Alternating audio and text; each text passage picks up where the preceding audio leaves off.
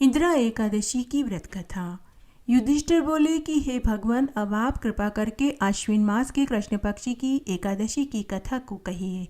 इस एकादशी का क्या नाम है और इस एकादशी के व्रत को करने से कौन सा फल मिलता है? कृपा करके आप हमें विस्तार से सुनाइए। इस पर कृष्ण भगवान बोले कि हे युधिष्ठिर, आश्विन मास के कृष्ण पक्ष की एकादशी का नाम इंदिरा एकादशी है। इस एकादशी के व्रत को करने से समस्त पापों का नाश हो जाता है तथा नरक में गए हुए पितरों का भी उद्धार हो जाता है। हे राजन, इस एकादशी की कथा को सुनने मात्र से वाजपेयी यज्ञ का फल मिलता है। श्री कृष्ण भगवान ने युधिष्ठिर को आश्विन मास की इंदिरा एकादशी की कथा को सुनाया। वो इस प्रकार है। प्राचीन सतयुग में महिष्मती नाम की नगरी में इंद्रसेन नाम का एक प्रतापी राजा राज्य करता था। एक समय राजा अपनी राज्य सभा में सुखपूर्वक अपने मंत्रियों के साथ बैठा हुआ था। महर्षि नारद मुनि आकाश मार्ग से वहां पर आए। महर्षि नारद मुनि आते ही बोले कि हे राजन, आपके राज्य में सब कुशल क्षेम तो हैं। मैं आपकी धर्म परायणता देखकर अत्यंत प्रसन्न हुआ। तब वह राजा बोला कि हे महर्षि, आपकी कृपा से मेरे राज्य में सभी कुशल पूर्वक है। इस पर नारद मुनि बोले कि हे राजन, मुझे एक महान आश्चर्य हो रहा है। एक समय जब मैं ब्रह्मलोक से यमलोक को गया तो उस जगह यमराज की सभा के मध्य में मैंने तुम्हारे पिताजी को बैठे हुए देखा।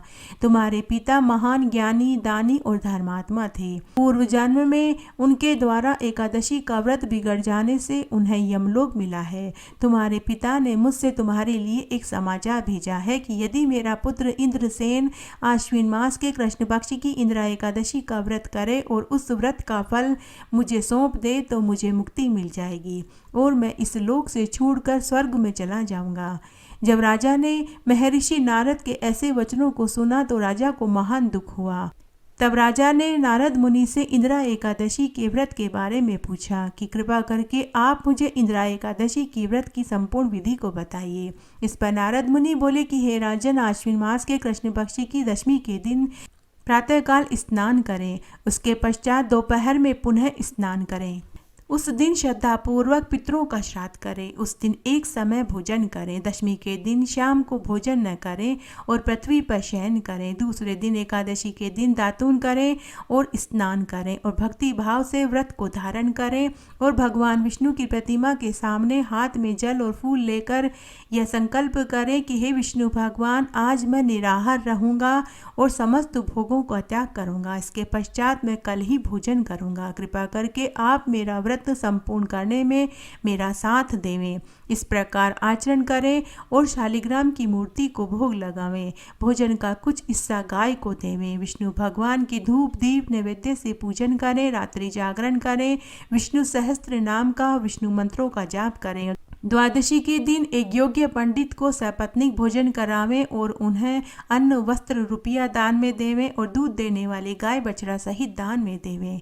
उसके पश्चात मंदिरों में सीधा भिजवाएं। गाय को हरा चारा खिलावें और उसके बाद बंधु बांधवों के सहित मौन रहकर समव्रत का पारण करें। हे राजन, यही इंदिरा एकादशी की व्रत की संपूर्ण विधि है। हे राजन, यदि तुम आलस्य रहित होकर इस एकादशी के व्रत को करोगे तो निश्चय ही तुम्हारे पिताजी को स्वर्ग का वास मिलेगा। महर्षि नारद राजा को संपूर्ण उपदेश देकर अंतर्ध्यान हो गए। तब राजा ने इंदिरा एकादशी के आने पर विधि विधान के साथ अपने बंधु बांधवों सहित इंदिरा एकादशी का व्रत किया और द्वादशी के दिन व्रत के फल को अपने पिता को सौंप दिया, जिससे उसके पिता को यमलोक से मुक्ति मिल गई और उसके पिता गरुड़ पर सवार होकर स्वर्ग को चले गए। स्वयं राजा इंद्रसेन भी एकादशी के व्रत के प्रभाव से इस लोक के समस्त सुखों को भोग कर मरने के बाद स्वर्ग लोक को प्राप्त हुए। भगवान श्री कृष्ण ने धर्मराज युधिष्ठिर से कहा कि हे युधिष्ठिर, यह मैंने तुम्हें इंदिरा एकादशी के महात्म्य को सुनाया। इस कथा को पढ़ने सुनने मात्र से ही समस्त पाप नष्ट हो जाते हैं और पितरों को मोक्ष की प्राप्ति होती है और जो व्रत करता है वह भी इस संसार के समस्त सुखों को भोग कर मरने के बाद स्वर्ग को पाता है।